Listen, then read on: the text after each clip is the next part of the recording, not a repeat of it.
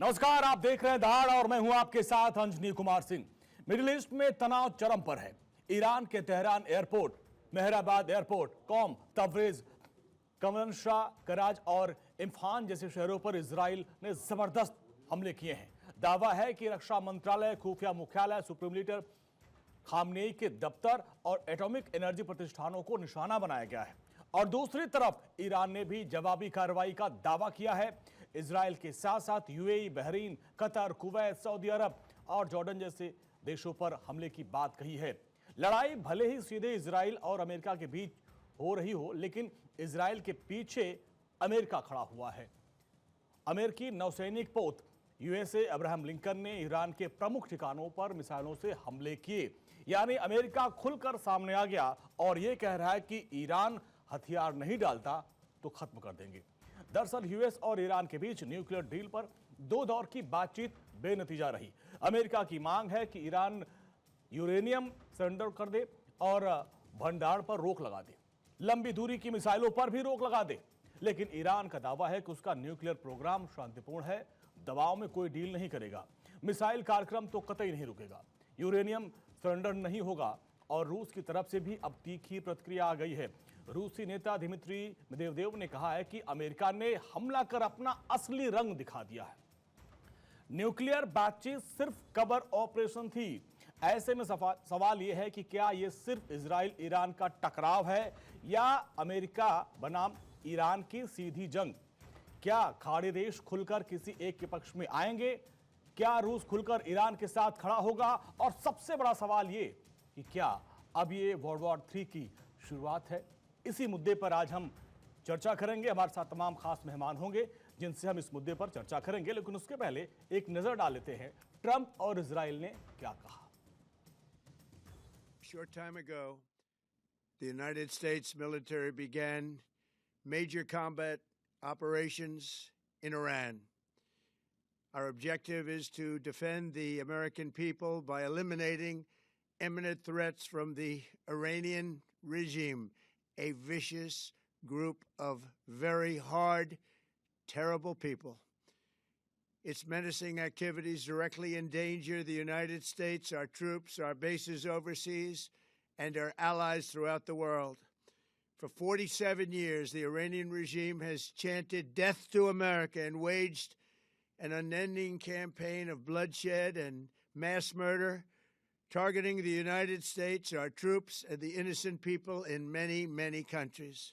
Yeah, so this morning the U.S. and Israel launched a huge attack on the Iranian regime and all its capabilities, with a clear goal of bringing down the regime and destroying its capabilities and liberating the Iranian people from this evil regime that has butchered them in the last months or two. Tens of thousands that have been killed.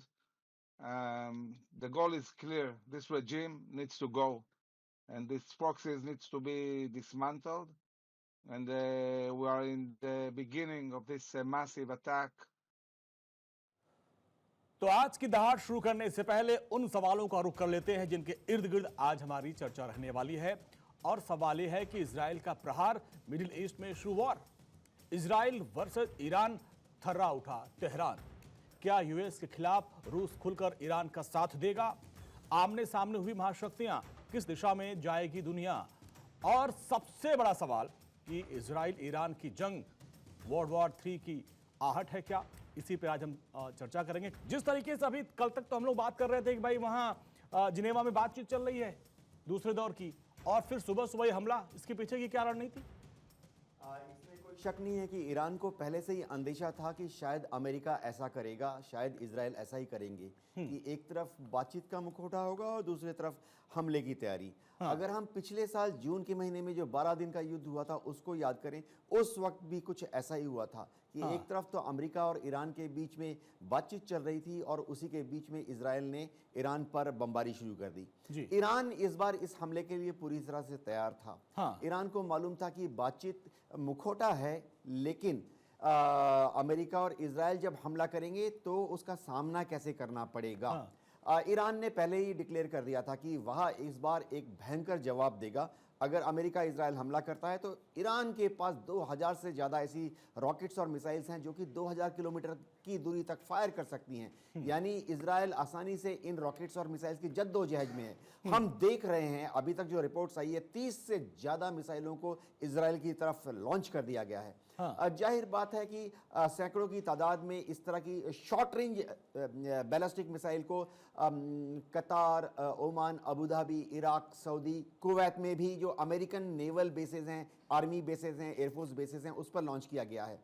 जो खबरें आ रही हैं उसके मुताबिक ज़्यादातर इन Iranian मिसाइलों को अंतरिक्ष में ही या जब वो वायुमंडल में प्रवेश कर रही थी, एक्सोस्फीयर बोलते हैं, वहां पर ही अमेरिका के एयर डिफेंस सिस्टम जैसे पैट्रियट है, थार्ड है, उन्होंने शूट डाउन कर दिया है। लेकिन इंडिकेशन ये भी है कि इनमें से कुछ अपने गंतव्य टारगेट तक पहुंच गई हैं और बड़ा नुकसान पहुंचा है। जी ठीक है।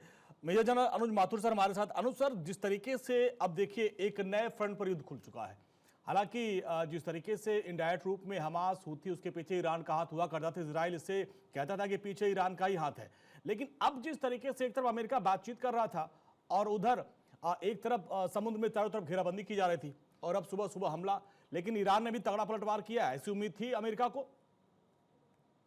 देखिए, मैं आपको एक दो बातें साफ बता देना चाहता हूँ जी। जो अटैकिंग फोर्सेस होती हैं, जिन फोर्सेस के पास इनिशिएटिव होता है, उन्होंने देखिए कि जो अमेरिका ने हमला किया, ये हमला अचानक से आज नहीं हुआ है। इस हमले की तैयारी महीनों से चल रही है और उन महीनों में जो तैयारी उन्होंने करी है, तो इस बात को अच्छी तरह से उन्होंने वॉर गेम किया होगा कि अगर हम इस प्रकार से ईरान के ऊपर हमला करेंगे तो वो किस तरह से रिटेलिएट करेगा, कहां कहां पर रिटेलिएट कर पाएगा और उसका क्या नुकसान होने की संभावना है और उसको कैसे नेगेट किया जाएगा। मैं आपको थोड़ा सा फर्क बताना चाहता हूं कि जून 25 में और आज में अंतर क्या है। जून 25 में जब ईरान का ने इस प्रकार हमला किया था तो अमेरिका को और इजराइल को इस बात की उम्मीद नहीं थी कि ईरान इस कदर हमला उनके ऊपर कर सकता है, तो इस वजह से थोड़ा नुकसान उस समय ज्यादा हुआ।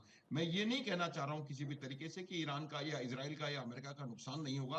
अमेरिका के राष्ट्रपति ने भी यही कहा है कि जब आप युद्ध करते हैं तो नुकसान दोनों तरफ से होता है। तो लेकिन ये बिल्कुल क्लियर है कि आज की तारीख में अमेरिका और इजराइल बहुत बेहतर तरीके से किसी भी प्रकार के ईरानी रिटेलिएशन के लिए तैयार थे, पहली बात। दूसरी बात जो थी कि जो उन्होंने जिस तरह के तरीके से हमले किए, क्योंकि वो प्री प्लान था, उन्होंने प्रीएम्प्ट किया, उनके पास इनिशिएटिव था, तो उन्होंने सबसे पहले उनके इलेक्ट्रॉनिक वॉरफेयर और एयर डिफेंस सिस्टम्स को न्यूट्रलाइज किया। उसके बाद उन्होंने वहां की जो टॉप पॉलिटिकल हायरार्की है, जो मिलिट्री आईआरजीसी हायरार्की है, उसको न्यूक्लियर साइंटिस्ट को, जो बिल्कुल सिस्टमेटिक तरीके से इन हमलों को अंजाम दिया गया। तीसरी चीज मैं आपका ध्यान दो स्टेटमेंट्स की तरफ ले जाना चाहता हूं। एक बेंजामिन नेतन्याहू का स्टेटमेंट है जहां पर उन्होंने ईरान के लोगों से कुछ अपील करी है कि भाई हम आ गए हैं और अब आपको इस रिजीम से छुटकारा दिलाएंगे। हमास का स्टेटमेंट आया है कि हम लोग ईरान की जो लॉस्ट ग्लोरी है उसको वापस लाना चाहते हैं। तो एक उनका जो दो चीजें इससे उभर करके सामने आती है। पहली कि उनका किस कदर वहां पर एक पूरा फैला हुआ है तंत्र ईरान के अंदर, जो कि उनकी लगातार मदद कर रहा है। आप देखेंगे कि वहां लगातार मैसेजेस पहुंच रहे हैं ईरान की पॉपुलेशन के पास अमेरिका की तरफ से और इनके, तो ये चीज। और दूसरी चीज ये है कि वो चाहते हैं कि इस चीज को दोबारा बढ़ाया जाए और जो उनका मकसद रजीम चेंज का है उसकी आवाज ईरान के अंदर से ज्यादा श्रिल आए बजाय इसके कि बाहर से आए। तो ये पूरी चीजें एक देखभाल करके उन्होंने इसका हमला किया था और ये मेरी तरफ से एक बहुत सक्सेसफुल हमला रहा। एक चीज और इससे निकल करके आई है कि वो मध्य पूर्वी राष्ट्र जो हमेशा अमेरिका के इस प्रकार के हमले के खिलाफ थे, चूंकि उनके ऊपर अब हमला हुआ है, तो सऊदी अरब का आप स्टेटमेंट देख लें, यूएई का आप स्टेटमेंट देख लें, उनके स्टेटमेंट से कहीं ना कहीं प्रो अमेरिका एंटी ईरान आवाज आती हुई नजर आ रही है। तो मेरा ये मानना है कि अमेरिका ने न केवल उनके ऊपर सफल हमला किया, उनकी हायरार्की को अटैक करने की कोशिश की, कोई गया बड़ा लीडर मरा नहीं है, और तीसरी बात उन्होंने इस बात का यकीन किया कि उनके ऊपर जो काउंटर अटैक या रिटेलिएशन आएगा उसको किस प्रकार से उसको काउंटर कर लिया जाएगा। तो ये एक बहुत अच्छा सोचा समझा, well planned, beautifully executed operation मेरे हिसाब से है। संजीव सर, देखिए जिस तरीके से ईरान पर हमला किया गया और फिर ईरान ने जो पलटवार किया, ईरान की तरफ से साफ साफ कहा गया, शुरू उन्होंने किया, खत्म हम करेंगे। इजराइल के ऊपर जो हमला किया गया, उसके बाकी जो 7 देशों पे हमला किया गया, वहां पे अमेरिकन जो ठिकाने थे वहां पे हमला किया गया, यानी उनको तबाह कर दिया गया। यानी वो चाह रहा था कि जो उनके डिफेंस सिस्टम है उसको पहले तबाह किया जाए इन खाड़ी देशों में, इसके बाद फिर आगे लड़ाई देखी जाएगी। तो ये जो रणनीति ईरान की थी, इसको कैसे देखेंगे? क्या ऐसे पलटवार की उम्मीद थी अमेरिका को? नहीं, बिल्कुल ये एक्सपेक्टेड था कि ईरान इसको रिटेलिएट करेगा, और ईरान का रिटेलिएशन के लिए, जैसा कि माथुर सर ने कहा, कि अमेरिका और इजराइल पहले से कहीं ज्यादा वो प्रिपेयर्ड थे, और उन्होंने उनको जो नाकाम भी किया है। और ईरान ने जरूर टारगेट की तरफ मिसाइलें लॉन्च की, लेकिन मुझे नहीं लगता कि कोई बहुत ज्यादा सब्सटेंशियल, जिसको डैमेज कहते हैं, उस तरीके का वो नुकसान पहुंचा पाए हैं। और ईरान की जो इस्लामिक जो रिजीम है, वो जाहिर है कि वो भी तैयारियां करके रखे हुई थी, और उसको भी ये रिस्पांस करना था, और जैसा कि वो पहले भी लगातार चेतावनियां दे रहे थे। लेकिन इतना कहने के बाद अंजनी जी, मैं अवश्य कहूंगा कि ईरान की जो इस्लामिक रिजीम के लिए बुद्धिमत्तापूर्ण यही होता कि वो एक डील के लिए तैयार होते, लेकिन उन्होंने ऐसा न करके एक भारी गलती की है, और एक टकराव का जो रास्ता और एक तरीके का डेडलॉक उन्होंने जो क्रिएट कर रखा था, उसकी वजह से ये जो हमला था इजराइल और यूनाइटेड स्टेट्स ऑफ अमेरिका का, वो बहुत संभावित था, और जिसको कि हम लगातार डिस्कस कर भी रहे थे कि ये कभी भी हो सकता है। और इसके लिए अमेरिका काफी समय से इसकी जो प्रिपरेशंस है वो कर रहा था, और मेरा ऐसा मानना है कि यूनाइटेड स्टेट्स ऑफ अमेरिका और इजराइल इस पूरे इस्लामिक रिजीम को काफी वो कमजोर करने का अल्टीमेटली जो उनका लक्ष्य है, उसमें उसकी तरफ वो बढ़ रहे हैं, और उसमें उन्हें सफलता भी मिलेगी। देखिए, एक बात मैं स्पष्ट रूप से फिर से कहना चाहूंगा कि जो ईरानियन इस्लामिक रिजीम है, वो जिस तरीके का अप्रोच वो अमेरिका और इजराइल के प्रति रखती है, death to America, death to Israel की बातें आयतुल्ला खामनेई जिस तरह से करते हैं, होलोकॉस्ट को वो डिनाई करते हैं, और जाहिर है कि इजराइल को जायनिस्ट रिजीम कह के पुकारते हैं, और इजराइल के प्रति एक नफरत का जो भाव ईरानियन इस्लामिक रिजीम में रहता है, उसकी वजह से जो इजराइल की जो असुरक्षा, जो आशंकाएं बहुत ज्यादा गहरी पहले से रही हैं। और उसका एक जो प्रॉक्सी हमास, जिसने कि 7 अक्टूबर 2023 को इजराइल के ऊपर सबसे बड़ा आतंकी हमला किया, उसके बाद तो इजराइल की ये जो असुरक्षा है वो इतनी बढ़ गई कि उसने अगले दिन एक युद्ध शुरू किया, और उसके जो ईरानियन टेरर प्रॉक्सीज थे उसको काफी क्षति पहुंचाई। लेकिन उस पूरे टेरर का जो नेटवर्क है, उसका जो स्पॉन्सर और सपोर्टर है वो ईरान है, और अमेरिका और इजराइल इस बात की अपॉर्चुनिटी लगातार वो देख रहे थे। अब बात यह है कि क्या ईरान वाकई बॉम्ब बना रहा है, ये समझना पड़ेगा। देखिए, इजराइल के पास कितने बम हैं? इजराइल अपने को न्यूक्लियर पावर नहीं बताता है, लेकिन जो दुनिया भर की इंटेलिजेंस एजेंसीज हैं, उनका ये आंकलन है कि इजराइल के पास 60 से 90 तक एटॉमिक बॉम्ब हैं। अब एक सेकंड के लिए अगर हम मान भी लें कि ईरान के पास 4 या 6 न्यूक्लियर बॉम्ब हो गए, उससे क्या करेंगे? देखिए, ईरान में भी तो आईआरजी में और उनकी आर्मी में बड़े बड़े जनरल्स हैं, ब्रिगेडियर्स हैं, वो आंकलन करते रहते हैं। समझिए एक सेकंड के लिए कि ईरान गलती से न्यूक्लियर बॉम्ब बनाने के बाद 1-2 मिसाइल को इजराइल की तरफ फेंक देता है, तो क्या उसके बाद मामला शांत हो जाएगा? जाहिर बात है, ईरान के जनरल्स को मालूम है नहीं, काउंटर अटैक जरूर आएगा, जिसे सेकंड स्ट्राइक कैपेबिलिटी बोलते हैं। तो इजराइल ने और अमेरिका ने तो उसके बाद दर्जनों, सैकड़ों बॉम्ब, न्यूक्लियर बॉम्ब गिरा के ईरान को धूल में मिला देना है। तो ईरान अगर 4-6 न्यूक्लियर बॉम्ब बना लेता है, उससे कोई strategic balance of power shift नहीं होती है। सबसे बड़ी बात यह है कि ईरान न्यूक्लियर बॉम्ब मारेगा क्यों इजराइल के ऊपर? अब तक अगर आप देखें, बहुत ही क्लियर है कि सब हमले पहले इजराइल की तरफ से ईरान के ऊपर होते हैं। चाहे मोसाद भी छुप छुप के ईरान के साइंटिस्ट, ईरान के आईआरजी के टॉप कमांडर्स को निशाना बनाती रही है। हाँ, जवाबी कार्रवाई में ईरान ने पिछले बार, पहली बार ऐसा हुआ कि उसने इजराइल की तरफ अपने रॉकेट्स और मिसाइल्स दाग दिए। लेकिन देखिए, रॉकेट्स एंड मिसाइल्स जो हैं, ये भी तो ईरान के जनरल्स को पढ़े लिखे हैं, उनको भी मालूम है कितना है उनके पास, उनकी भी लिमिटेशन उनको खुद को ही मालूम है। 2000 रॉकेट मिसाइल हैं, चलो 3000 रॉकेट मिसाइल हैं, तो अगर वो हर रोज इस तरह से 200 300 फायर करते रहेंगे, तो अगले 10 दिन की लड़ाई में, या चलो 20 दिन की लड़ाई में सब खत्म हो जाएगा। तो ईरान भी नहीं चाहता कि लड़ाई इतनी लंबी चले कि उसके रॉकेट्स और मिसाइल्स जो हैं हर रोज 100 200 फायर करके 20वें दिन के युद्ध में शून्य हो जाए। ये आंकलन ईरान को भी मालूम है। तो लड़ाई क्यों चालू हुई? क्योंकि अमेरिका और इजराइल चाहते हैं कि युद्ध हो। अमेरिका चाहता है कि वहां पर जो ऑयल है, कच्चे तेल के कुएं हैं, उनका पूरा मैनेजमेंट जो है वो अमेरिकन कंपनीज के पास इस चला पे भी जाए। आएंगे सर, ये बहुत बड़ा मुद्दा उठा। लेकिन एक मेहमान और जुड़ गए हमारे साथ, निपुण जी। निपुण जी, जिस तरीके से एक तरफ बातचीत हो रही थी, दूसरी तरफ ये हमला किया गया।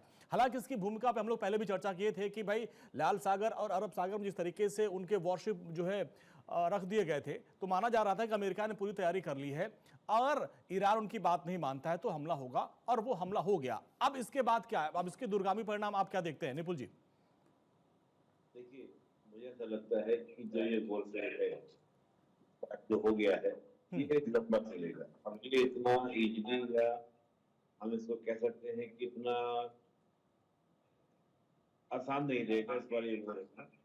ये निश्चित रूप से आपका आगे चीजें बढ़ेंगी इसमें।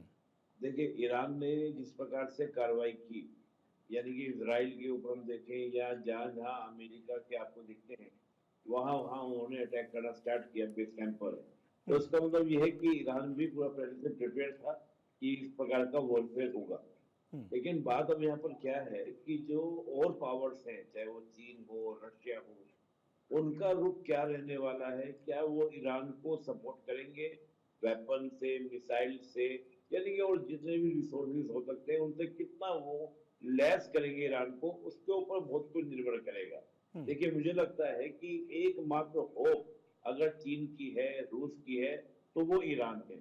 और अगर ईरान गिरता है तो आप देखिए, कोई भी मिडिल ईस्ट में ऐसा कंट्री नहीं होगा जो अमेरिका के सामने घुटने नहीं टेक चुका होगा। तो ये बात निश्चित है। अभी उससे पहले शायद यूपी देवनाथ जी बोल रहे थे, और बिल्कुल सही बात बोल रहे थे कि ईरान के पास इतना भी बड़ा वेपन का जखीरा नहीं है, क्योंकि ईरान तो लगभग 95 से आप देखेंगे सेशन झेल रहा है, और 79 से पहले का ही जो उसका अपना पूरा ये मतलब वेपन का जो जखीरा है वो 79 से पहले का है। थोड़ा बहुत बाद में मिसाइल बनाए हैं, ड्रोन बनाए हैं, उससे बड़ा इनके पास में कोई जखीरा नहीं है ईरान के पास। तो ये ईरान तभी टिक पाएगा वॉर में लंबा, जब इसको सपोर्ट मिलेगा किसका? चीन का या रशिया का। अब बात उठती है कि वो कितना सपोर्ट करेंगे, वो कितना समर्थन करेंगे, किस हद तक करेंगे, क्या ओपनली सामने आएंगे, उसके ऊपर सच्ची बात निर्भर करेगी। ठीक है, तो ये देखिए, अभी इस पर फिर हम चर्चा करेंगे कि भाई कौन कौन साथ आ सकता है। लेकिन एक बात है अनुसर, ईरान भी जानता है कि अगर युद्ध लंबा हुआ तो उसके लिए मुश्किल हो जाएगी, और इसीलिए वो अब कह रहा है भाई यूनाइटेड नेशन सिक्योरिटी काउंसिल में बातचीत हो, और जिस तरीके से इजराइल और अमेरिका की आक्रामक नीति है इस पर चर्चा की जाए। यानी बातचीत की तरफ वो भी अब झुकना शुरू कर रहा है, क्योंकि उसको भी लग रहा है कि अगर युद्ध हुआ तो मामला उसी का बिगड़ेगा। बिल्कुल। देखिए अंजनी जी, कि इनको सब ईरान को पूरी तरह से पता है। मुझे आश्चर्य इस बात का है कि इस बात का पता होते हुए भी उन्होंने ऐसी परिस्थिति हो जाने दी। अगर अब आप बात करने के लिए तैयार हैं तो उस समय अगर अपने आप को टोन डाउन करते और बातचीत में थोड़ा लचीलापन अगर आप दिखाते तो शायद इस प्रकार की परिस्थिति नहीं होती। एक बात। दूसरी बात मैं आपको ये बताना चाहता हूं कि जहां तक ईरान का प्रश्न है, देखिए कोई भी ऐसी रेजीम जो कि इतनी ऑटोक्रेटिक, इतनी ज्यादा बिल्कुल डिक्टेटोरियल होती है, वो रेजीम किसी के लिए भी फायदेमंद, लाभदायक नहीं होती है। चाहे वो पाकिस्तान हो या ये हो या कोई और निकारागुआ या कोई वेनेजुएला या कोई और भी देश, पूरी दुनिया का कहीं भी कोई देश हो। तो इसके लिए जो अमेरिका की जो सबसे बड़ी उनको उम्मीद जो नजर आ रही है वो यही है कि वो वहां के लोगों को मोबिलाइज कर रहे हैं। मैं जो बता रहा हूं आपको, एक एक ईरान के लोगों के पास अमेरिका के मैसेजेस पहुंच रहे हैं, एसएमएस पहुंच रहे हैं। ये तमाम चीजें हैं, इन चीज को मोबिलाइज करने की कोशिश कर रहे हैं, क्योंकि वहां की जनता भी इन लोगों से त्रस्त है। अगर 32,000 अमेरिका कह रहा है लोगों को मारा गया है, अगर वो 200% भी उसमें चुंगी लगाई गई है तो 15-20 हजार लोगों को उन्होंने, तो इस प्रकार के लोग के जो रेजिम्स हैं उनका मेरा मानना है कि उनको कुछ ऐसा करने की आवश्यकता है कि उनको हटाया जाए, पहली बात। दूसरी बात ये होती है कि आप किसी भी प्रकार का इतना एक्सट्रीम व्यू नहीं ले सकते। Death to America, death to Israel. तो ये जो है, जब तक आप ये मानते रहेंगे कि इजराइल को इसके ऊपर रहने का, मानचित्र पे रहने का हक नहीं है, मैं आपको बताना चाहता हूं, मैं थोड़ी सी असहमति जताऊंगा देवनाथ साहब से। कोई वजह नहीं है कि हम ईरान के पास कोई न्यूक्लियर एसेट आ जाए। 2-4 बम से वो कुछ नहीं कर सकता, लेकिन वो 2-4 बम से ये यकीन कर सकता है कि वो आनन फानन में 2 बम डालेगा और पूरी दुनिया को तबाह करने तबाही के किनारे किनारे पे ले जाएगा। तो इसलिए कोई भी ऐसी रजीम जो खुद एक एब्सोल्यूट ऑटोक्रेसी है, और दूसरी बात जो कि टेररिस्ट को बढ़ावा देती है, आप इस बात को माने अथवा ना माने, हिजबुल्लाह, होती, हमास, ये सब टेररिस्ट ऑर्गेनाइजेशंस हैं, ये सब प्रॉक्सीज हैं ईरान के। अगर उनके पास न्यूक्लियर कैपेबिलिटी आएगी तो क्या गारंटी है कि ये इनके पास नहीं पहुंचेगा? तो ये मेरा भी, मैं इस बात का समर्थक हूं कि किसी भी प्रकार से ऐसी कोई दुनिया को तबाह कर सकने वाली कैपेबिलिटी इनके पास नहीं होनी चाहिए। क्योंकि ये बात कई दफा मैंने कही है कि जो न्यूक्लियर वेपन होते हैं, परमाणु बम, वो they are not weapons of war, वो होते हैं वेपन्स ऑफ पीस। डेटरेंस होता है, वेपन ऑफ डेटरेंस है। जब अगर आपके पास न्यूक्लियर बम है तो आप इससे डेटरेंस की वैल्यू उसके बढ़कर के आपके सामने आती है। इसी वजह से मैं कह रहा हूं कि अगर उनके पास भी परमाणु शक्ति आएगी तो उनकी जो लीवरेज जो है कंडीशन, जो इस प्रकार की एक्टिविटीज करने की, वो कहीं ना कहीं बढ़ती हुई नजर आएगी। ये बात समझने की जरूरत है। जहां तक सवाल अब टोन डाउन होने का है ईरान का, उसकी वजह यही है कि पिछली बार जब जिस चीज से ईरान एम्बोल्डन हुआ था कि उनकी मिसाइल्स का, रॉकेट्स का इजराइल के ऊपर काफी असर हुआ था, उसकी वजह एकमात्र ये थी कि इजराइल ने उस समय इस प्रकार के हमले को एंटीसिपेट नहीं किया था। आज अमेरिका और इजराइल पूरी तरह से वाकिफ हैं कि ईरान क्या कर सकता है, ईरान जॉर्ज बुश की तरफ क्या फेंक सकता है, जेराल्ड डार्ड फोर्ड की तरफ किस तरह से हमला कर सकता है, पूरी तरह से वो लोग तैयार हैं। मिडिल ईस्ट में जबरदस्त जंग छिड़ चुकी है। जिस तरीके से इजराइल ने ईरान के ऊपर हमला किया, साथ अमेरिका ने दिया, अब ईरान ने भी पलटवार किया है। इजराइल के साथ साथ 7 मिडिल ईस्ट के देशों पर भी हमला किया। अब इसके मायने क्या है? क्या तीसरे विश्व युद्ध की आहट है? क्योंकि दुनिया में कई मोर्चों पर जंग चल रही है, रूस, यूक्रेन, इजराइल, हमास, और अब इजराइल ईरान की जंग, जिसके पीछे अमेरिका भी है, वो भी खुल के साथ दे रहा है। ऐसे में दुनिया किस तरफ जाएगी, इस पर हम चर्चा कर रहे थे। संजू श्रीवास्तव सर, जिस तरीके से अभी अनुसर ने भी बातचीत की, अब ये समझना चाहेंगे कि ईरान के पास क्या ताकत है। ईरान के बारे में कहा जाए तो उसके पास मिसाइल सिस्टम बहुत तगड़ा है, ड्रोन बहुत तगड़े हैं, लेकिन उसका एयर डिफेंस सिस्टम कमजोर है। अगर ऐसे में जंग लंबी खिंचती है, हालांकि अब वो अभी एक ही दिन में कहने लगा भाई सिक्योरिटी काउंसिल में बातचीत होनी चाहिए, और जिस तरीके से आक्रामक रवैया है अमेरिका का, इजराइल का, उस पर भी चर्चा होनी चाहिए। लेकिन अगर इन सब के बीच जंग छिड़ती है तो क्या सिर्फ मिसाइल से ही जंग हो सकती है? क्योंकि एयर डिफेंस सिस्टम उसका बहुत कमजोर है। मिसाइल और ड्रोन से कितने दिन टिक पाएगा वो? देखिए अंजलि जी, माथुर सर से मैं बिल्कुल सहमत हूं, और मैं न्यूक्लियर वेपन्स के बारे में पहले एक बात मैं अवश्य कहना चाहता हूं कि जो ईरान का जो न्यूक्लियर वेपन्स डेवलपमेंट का जो प्रोग्राम है, उसके पास यदि एक भी न्यूक्लियर वेपन्स आ गया, देवनाथ सर ने 5-6 की बात कही है, तो वो इजराइल के लिए खतरा पैदा करेगा। हाँ। और ये जो न्यूक्लियर वेपन्स हैं, यदि इसके जो टैक्टिकल जो फॉर्म में, जिसको कि पाकिस्तान का एक मंत्री 1 पाव, आधा पाव, 1 किलो 2 किलो वाले के तरीके से वो कहा करते थे, वो अगर किसी हमास, हिजबुल्लाह और हुती के पास आ गए तो जाहिर है वो तो रेशनल एक्टर्स नहीं है। स्टेट्स तो रेशनल एक्टर्स हो सकते हैं, ईरान और इजराइल रेशनल एक्टर्स हो सकते हैं, लेकिन जो नॉन स्टेट एक्टर्स हैं वो कितने रेशनल होंगे कोई नहीं जानता। तो ऐसे में यदि इसके पास अगर न्यूक्लियर वेपन्स पहुंच गए तो फिर जाहिर है कि वो इजराइल को भारी तबाही में डाल सकते हैं, पूरे विश्व को तबाही में डाल सकते हैं। पाकिस्तान के न्यूक्लियर वेपन्स तो ऑलमोस्ट अमेरिका के बहुत ही क्लोज वॉच में और अदर एक तरीके का कंट्रोल में रहते हैं, लेकिन जो ईरान के जो न्यूक्लियर वेपन्स अगर उसके पास आ गए तो वो जाहिर है कि अमेरिका के कंट्रोल में नहीं होंगे और वो नॉन स्टेट एक्टर्स, आतंकवादियों के पास पहुंच सकते हैं। इस वजह से मेरा मानना है कि एक ऐसा राष्ट्र जो कि आतंकवाद को अपने इंस्ट्रूमेंट ऑफ स्टेट पॉलिसी के तौर पर और आतंकियों को स्ट्रेटेजिक असेट के रूप में इस्तेमाल करता है, और जाहिर है कि उसकी जो मंशा इजराइल को वाइप आउट करने की होती है, आज भी वो जायनिस्ट रिजीम कह के ही उसको पुकार रहे हैं। और एक क्लैश ऑफ सिविलाइजेशंस की बातें जिस तरीके से ईरान और उसके टेरर प्रॉक्सीज के दौरान कही जाती हैं और की जाती हैं, जो आतंकी जो विचारधारा है, जो हमास का जो हमला था, वो क्लैश ऑफ सिविलाइजेशन की विचारधारा के साथ ही किया गया था। इजराइल की जो अरब राष्ट्रों के साथ जो बातचीत चल रही थी, जिसको कि कहा गया normalisation process, peace process, regional integration process, उसको डीरेल करने के लिए और इजराइल को आइसोलेट करने के लिए हमास ने हमला किया था, जो ईरानियन टेरर प्रॉक्सी है। तो ऐसे में ये जो क्लैश ऑफ सिविलाइजेशंस की सोच और रखने वाला राष्ट्र, आतंकवाद को सपोर्ट करने वाला राष्ट्र, यदि उसके पास न्यूक्लियर वेपन्स आते हैं तो वो जाहिर है कि इजराइल के लिए तो एग्जिस्टेंशियल क्राइसिस पैदा करेगा। इसी वजह से यूनाइटेड स्टेट्स ऑफ अमेरिका और इजराइल इस बात को लगातार कहते हैं कि वो कभी भी ईरान को न्यूक्लियर वेपन्स एक्वायर नहीं करने देंगे। और ईरान सियासत ऑब्वियसली इस्लामिक रिजीम से है, यदि वहां पर रिजीम चेंज होता है तो संभव है कि भविष्य में कभी ईरान पीसफुल पर्पजेस के लिए या कुछ न्यूक्लियर वेपन्स के प्रोग्राम पे आगे बढ़ सकता है। लेकिन ईरानियन इस्लामिक रिजीम के जो इंटेंशंस हैं वो बड़े खतरनाक हैं, और उनकी जो इजराइल के प्रति जो घृणा है वो बड़ी ज्यादा है, गहरी है। तो ऐसे में जो मुझे नहीं लगता कि कभी भी अमेरिका और इजराइल इस बात को अलाउ करेंगे कि उसके पास इवन की सिंगल या इवन की टैक्टिकल न्यूक्लियर वेपन्स अगर उनको पता चल गया, जाहिर है कि उसको भी तबाह करने के लिए कार्रवाई कर बैठेंगे। तो कई बार इजराइल पहले भी हमला कर चुका है सर। अहमद सर हमारे साथ जुड़ गए हैं, वरिष्ठ पत्रकार। अहमद जी, एक चीज समझना चाहेंगे, क्योंकि मिडिल ईस्ट पर आप अच्छी पकड़ रखते हैं। अभी जिस तरीके से ईरान में प्रदर्शन चल रहा था, अमेरिका साफ साफ कह रहा है भाई अगर किसी भी प्रदर्शनकारी को आपने मारा तो हम आपके पीछे खड़े हैं और इसका खामियाजा भुगतना पड़ेगा।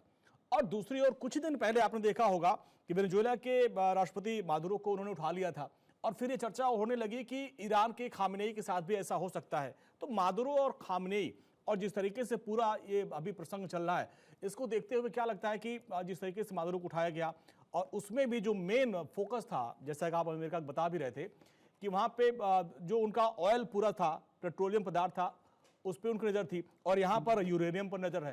तो ये जो पूरा मामला है, इसको कैसे देखते हैं आप? देखिए, मैं आपसे एक अर्ज करूं।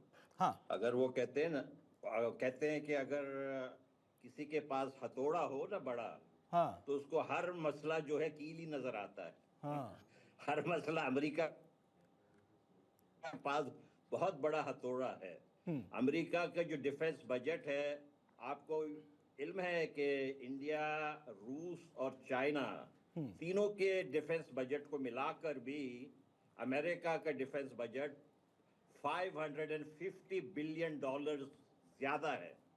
तो ये अमेरिका जो है अपने फौज के बलबूते पर देखिए हर जगह बदमाशी करता है। निकोलस मेडुरस के घर में घुसकर उसको अगवा करना, इंटरनेशनल बैंडिटरी, इंटरनेशनल लॉ को जो है उसके ऊपर चढ़ा देना, और फिर कह देना, जनरल ट्रंप का कहना है कि मोरल, उससे पूछा कि भाई मोरालिटी का आपका क्या ख्याल है, तो उन्होंने कहा मोरालिटी मैं खुद डिसाइड करता हूँ, मेरी मर्जी है जो वो मोरालिटी है। तो इस तरीके से तो दुनिया नहीं होता है। और अमेरिका जो है इतने हजारों माइल दूर जाकर अपनी बदमाशी दिखाए। देखें, अब पूरे इलाके में मैं आपसे एक अर्ज करूं, देखें हम जो हमारे बलोच कौम है, अंग्रेजों ने हमें तो बंटवारा करके चले गए ना, हमारा एक बहुत हिस्सा ईरान के अंदर है। हमारे जो ईरान में बलोच भाई बैठे हुए हैं, और मेरे भी बड़े थे, पहले ईरान के थे मेरे जो दादा परदादा। लेकिन मैं आपसे एक अर्ज करूं, हमारे जो बलोच वहां हैं वो खुश हैं कि ईरान के मुल्लाओं को जूते लगे।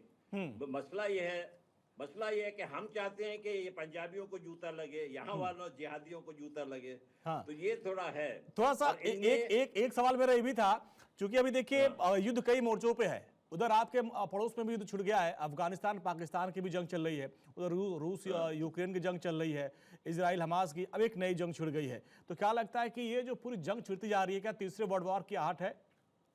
देखिए, मैं एक अर्ज करूं।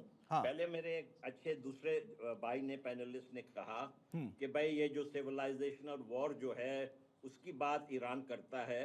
मैं आपसे एक अर्ज करूं, पाकिस्तान के अंदर हजारों, 10,000 मस्जिदें हैं, वहां से कौन से सिविलाइजेशनल वॉर की बात नहीं होती है क्या? हर जुमे को होती है। हर जुमे को वो कहते हैं कि इजराइल को नेस्तनाबूद होना चाहिए।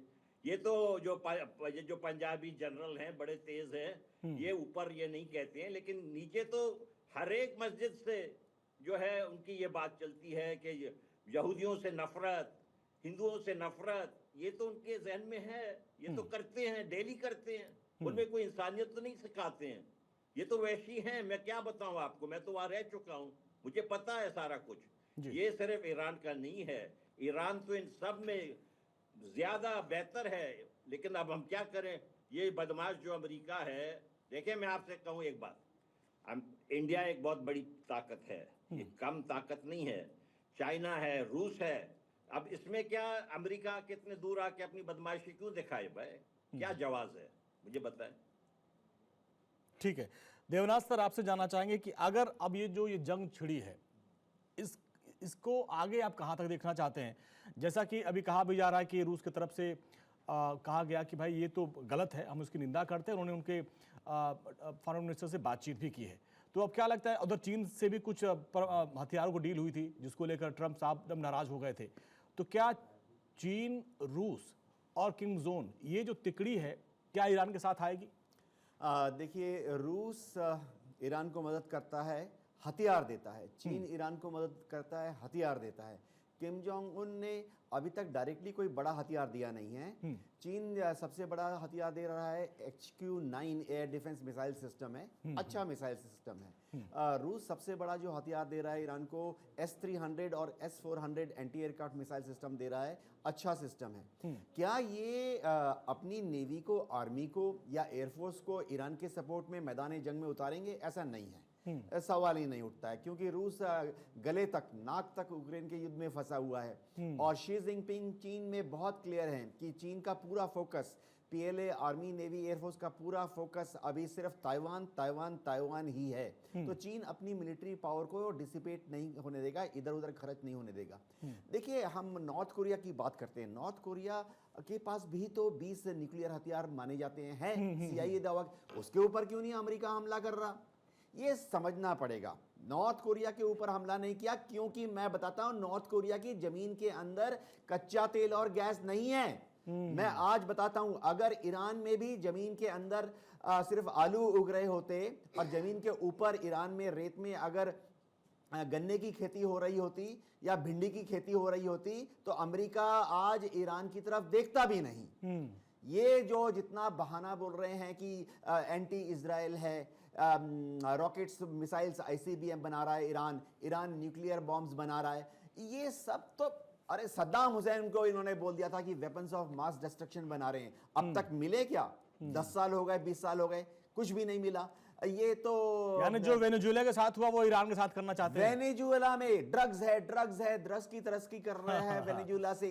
अभी तो 2 महीने से वहां अमेरिका बैठा हुआ है, एक भी ड्रग्स का कारखाना पकड़ा गया, एक भी ड्रग्स के वॉरलॉर्ड को पकड़ा, एक भी ड्रग्स के कारखाने को आग लगाया अमेरिका के intelligence and anti narcotic department में। अमेरिका को एक बहाना ढूंढना पड़ता है कब्जा कर लिया घुसने के लिए। जैसे कहते हैं ना, ऊंट तंबू में घुस गया। भविष्य में आप देखना, जहां जहां दुनिया में रेयर अर्थ मिलेगा, अमेरिका एक बहाना बना के घुस जाएगा। ग्रीनलैंड में अमेरिका को पता लग गया रेयर अर्थ मिनरल है, अमेरिका डेनमार्क को नहीं छोड़ेगा, अमेरिका ग्रीनलैंड को नहीं छोड़ेगा।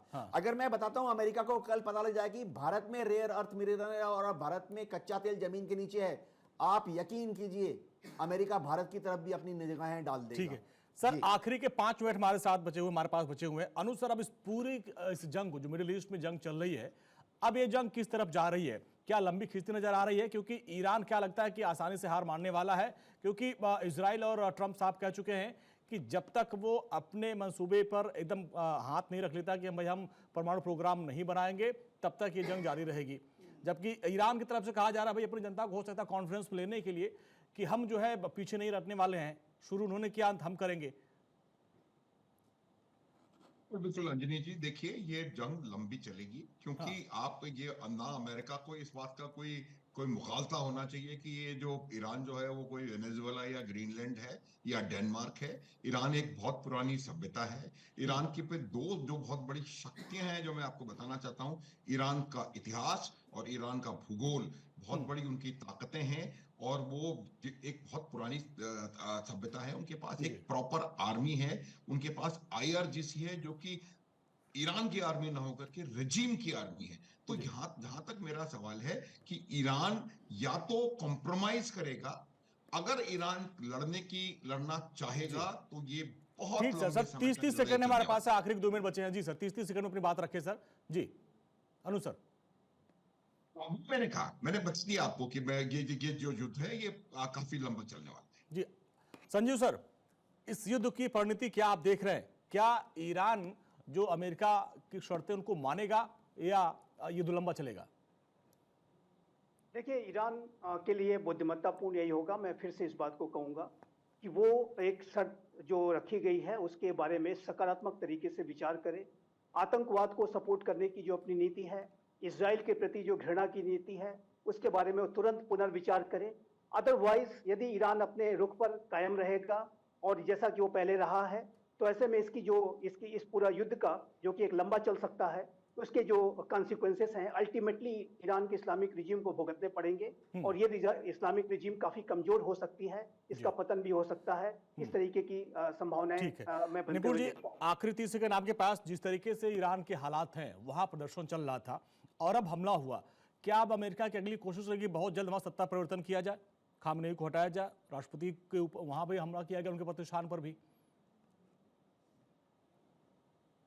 हो जाएगी, क्योंकि देखिए रिवोल्यूशनरी गार्ड जो वहां पर है वो काफी स्ट्रॉन्ग हम लोग मानते हैं, और जिस प्रकार से अभी रिएक्शन ईरान का आ रहा है, तो इसमें कहना बड़ा मुश्किल है कि इतनी जल्दी वैसा कुछ हो जाएगा कि वहां पर तख्त पलट हो जाए। क्योंकि देखिए खामनेई साहब भी जो है, हमने देखा तीसरी बार वो बंकर में चले गए हैं। पहले जून में गए थे, अब इसलिए कुछ दिन पहले गए थे, बाहर आ गए थे, अब भी दोबारा बंकर में चले गए हैं। जब तक वो पकड़े नहीं जाएंगे तब तक कैसे दूसरी सरकार बन जाएगी? यानी कि दूसरी सरकार तभी आएगी जब वो हटेंगे।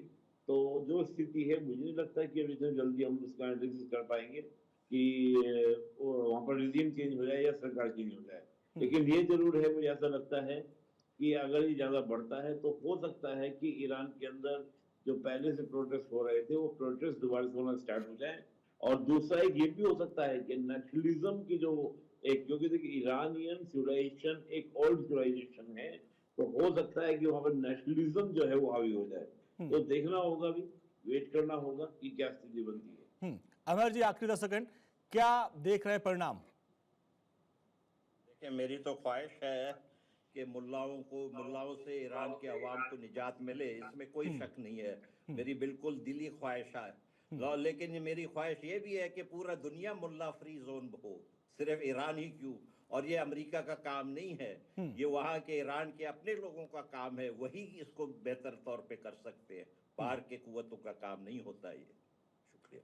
ठीक है, आप सभी मेहमानों का बहुत बहुत शुक्रिया। जिस तरीके से अभी मिडिल ईस्ट में जंग चल रही है, हालांकि जो गल्फ कंट्रीज है इनके ऊपर ईरान ने हमला किया, उन्होंने कहा कि ये जो हमला था ये इंटरनेशनल लॉ के खिलाफ था, हमको भी हक है अपनी रक्षा करने का। अब देखना ये होगा कि अगर इन 7 मुल्कों जहां पर हमला किया गया, क्या वो लोग भी खुल के अमेरिका के साथ आते हैं, तो अमेरिका की मुश्किलें और बढ़ सकती है, परेशानियां ईरान की, माफ कीजिएगा, परेशानियां बढ़ सकती हैं और ईरान फंस सकता है। अब देखना यह होगा कि वो सिक्योरिटी काउंसिल में बातचीत करने की बात कर रहा है, लेकिन अब उसके सामने विकल्प क्या होगा, क्या वो जवाब देगा या फिर अमेरिका की शर्तों को मानेगा, ये देखने वाली बात होगी। तो धार में आज के लिए बस इतना ही। नमस्कार।